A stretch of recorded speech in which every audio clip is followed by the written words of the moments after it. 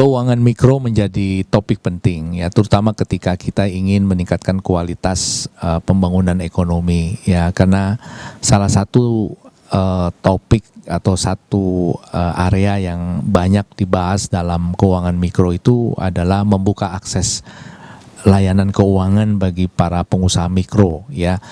Dan ini sebetulnya Indonesia sudah memiliki banyak pengalaman, dan ratusan tahun yang lalu Indonesia sudah memiliki banyak pengetahuan ya, banyak pengalaman terkait dengan keuangan mikro ini.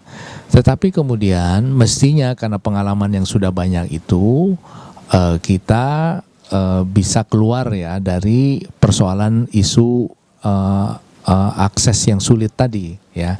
Nah, oleh karena itu kan mesti ada pertanyaan penting, kenapa ya, kenapa kok belum cita-cita itu belum tercapai ya. Oleh karena itu kemudian kita mendirikan proksi ini dengan harapan kita bisa lebih memahami apa masalah yang kita hadapi, sehingga walaupun kita memiliki pengalaman ratusan tahun, tapi kita masih dihadapi oleh persoalan yang sama ya, yang miskin, kesenjangan ekonomi dan lain sebagainya masih cukup besar, dan literasi keuangan yang masih relatif terbatas ya. Oleh karena itu proksi kita harapkan bisa memberikan banyak masukan ya, baik untuk keperluan membuat aturan maupun untuk mendesain produk-produk yang bisa diimplementasikan oleh lembaga keuangan termasuk bank, koperasi dan lain sebagainya, agar kemudian bisa lebih membuka akses keuangan itu.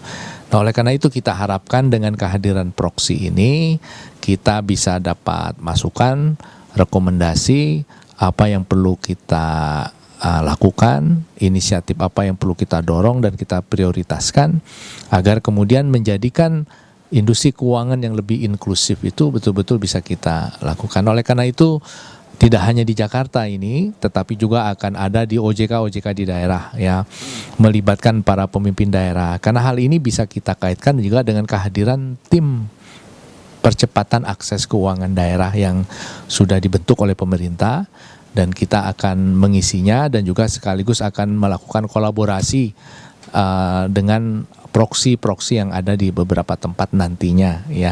Untuk tahap pertama memang di Jakarta kita sedang mencari model yang pas, kemudian nanti kalau sudah kita punya keyakinan kita bisa perluas jaringan proksi ini sampai ke berbagai macam daerah.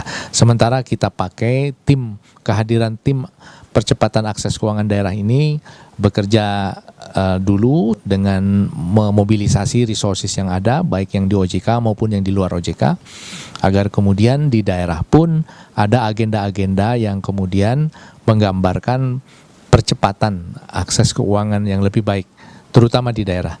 Saya meyakini kalau ini bisa kita lakukan, rasanya pertumbuhan ekonomi yang lebih merata, lebih adil ya, kesejahteraan yang lebih meningkat, mudah-mudahan bisa kita wujudkan. Saya kira demikian. Terima kasih.